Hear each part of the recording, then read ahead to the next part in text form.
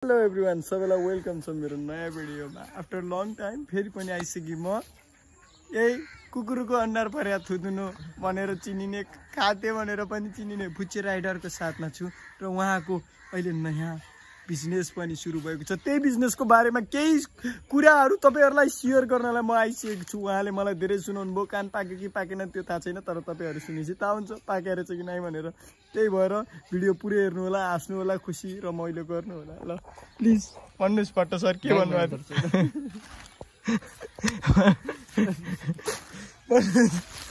भन्नुस् भालेको परिकार कति हुन्छ भन्नुस्? भालेको परिकार थुप्रो हुन्छ भन्नुस्। यो कुराले चाहिँ कतिवटा अन्डा पार्छ रे? वर्षको 300 देखि 350। खै साउन्ड आएन प्लिज। 300 देखि 350 सम्म वर्षको तपाईहरुले सुन्नु भइसक्नु भयो। ऋषि धमलाको भन्दा पनि डेन्जर हुन्छ मेरो इन्टरभ्यु।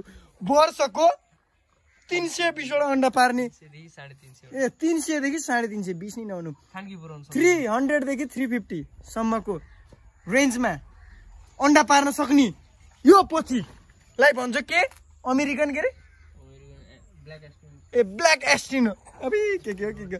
अनि यो यसले नि यो चुवाचेले यो चाहिँ प्योर लोकल। तपाईहरुले लोकलको मासु खान चाहनुहुन्छ भने प्लिज कन्ट्याक्ट फुच्चे राइडर है। यो गोल्डन के भन्छ यसलाई चाहिँ? गोल्डन के?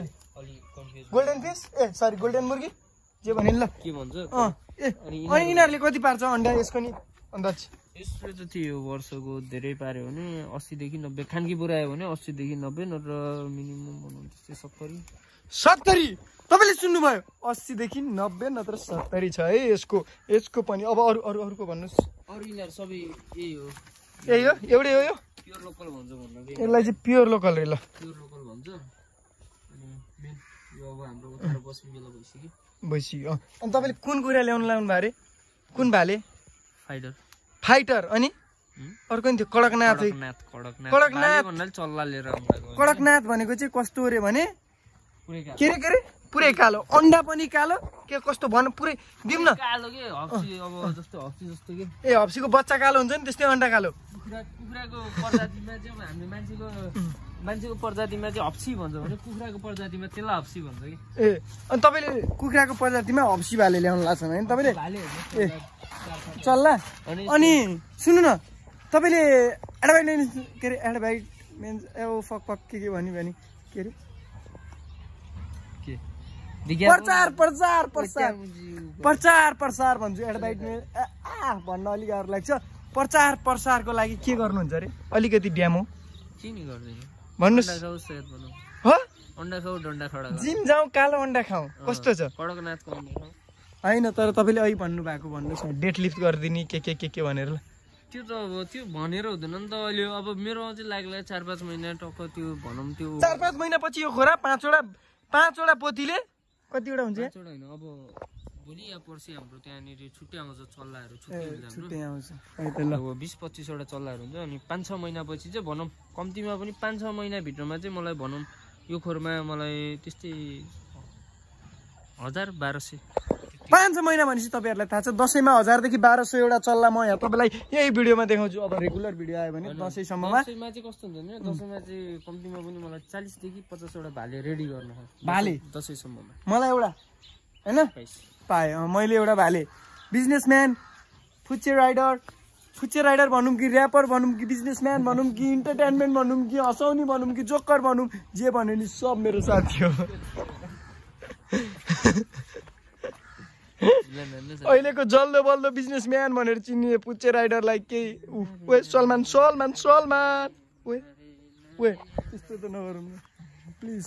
जनता जान चाहन्छु, धेरै मान्छेहरूले हेर्नु भइरहेको छ। यता कसको घर भन्नु र? ठिक छ गरी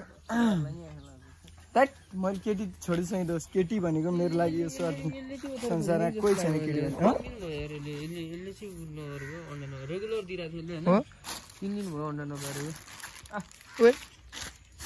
तपाईँको काम त मैले साथीभाइहरूबाट सुनेको, तपाईँको यो 5वटा पोथीको पिछवाडा हेर्दै हिँड्ने बस्ने काम भएको छ नि अहिले।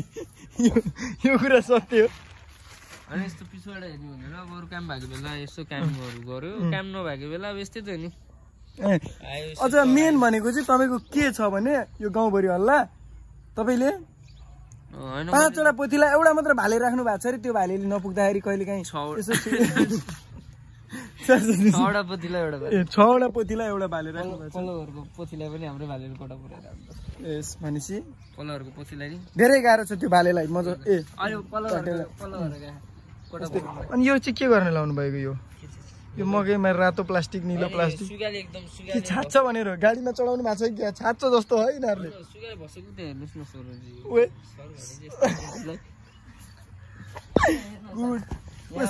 सर भन्न लिची धमला जस्तो लाग्दैन यस्तो बनाइदिँदो रहेछ कि सुगा एकदम लाग्यो कि एउटा मात्र बोट होइन कि हरेक बोट ए देख्न सक्नुहुनेछ अनि यो भनेको मेरो अब कुखुरालाई आएर हुँदै ए डाइट हुन्छ कुखुरालाई ओहो अनि अब यही नष्ट हानिदिइसकेपछि त अब अरू विकल्प त अलि त्यो अब फिडहरू त एकदम महँगो पर्ने पऱ्यो एकदम महँगो पर्यो त्यही भएर चाहिँ अनि यो चाहिँ मकै लगाएको त्यो भएर अनि अफ सिजनमा भयो नि त्यो भएर चाहिँ मादर चाहिँ नो प्लिज अनि सुगा नानीहरू भाइहरू आएर चाहिँ अनि खाइदिने कि खाँदैको मान्छेहरूले पाए त मैले खाइदिन्थेँ तर हातै बाङ्गो हो कि कतिचोटि हान्छ कि लाग्दै लागेन भनेपछि तपाईँको आराममा लगाएर सजाउनु पर्ने कुखुराको पोथीमा कुखुराको पोथीलाई एकदम माया गर्नुहोस् तपाईँको हात सिधा हुन्छ बुझ्नुभयो र यसरी नै तपाईँहरूले मेरो भिडियो हेर्नु होला कमेडी भइरहेको होला अनि यो चाहिँ मान्छेले भनौँ यो पोथीलाई चाहिँ भनौँ कालो भएर चाहिँ तपाईँले कहाँबाट ल्याउनु भयो यो यहीँ गाउँको लोकल गाउँकै उठाइदिए कतिमा किन्नुभयो त महँगो पर्यो होला नि त्यसले 350सम्म अन्डा दिने भनेपछि त्यस्तै किलोको त्यस्तै हो किलोको 800 रुपियाँ पर्यो किलोको 800 पोथी अरू 1600 होला नि ए 2 किलो होइन यो 2 किलो होइन 1.5 किलो 1.5 किलो 1200 पर्यो भनेपछि 1 किलो म हिसाबमा अलिकति ठिक दुईटा गरेर कति मैले मेरो त्यो गोल्डन उ गरेर कति 2400 कति हालेको थिएँ बढी हाल्नु भयो बढी हालेन 2470 कि 2400 ठिक छ तपाईँको भिडियो यसरी रमाइलो भएको छ मैले त लगातार भिडियो बनाएर 8 मिनट बनाइसकेँ यही हालिदिन्छु अहिले म एकदम होइन यस्तो हो अब कस्तो के भन्छु भन्दाखेरि तमुजी पनि गर्न सुरु गर मेरो छुट्टै प्लान छुट्टै सोच छुट्टै छ जसरी भयो नि केही न केही त होला नि यो स्वार्थी संसारमा जिउने वे त्यति हो है त ल हेर्दै गर्नु keep watching keep loving keep supporting यसरी नै माया देखाउनु होला सानो बिजनेसको ब्लग देखाइदिएको तपाईँलाई अब हामी यही भिडियोलाई यतितिर टुङ्गाउँदै व्यवस्था गर्दै आज बेलुकाको आउँछ भिडियो तपाईँ हेर्नुहोस् रमाइलो गर्नुहोस् हाँस्नुहोस् खुसी मनाउनुहोस् पुच्चे राइडरको न्यू बिजनेस हेर्नुहोस् है त ल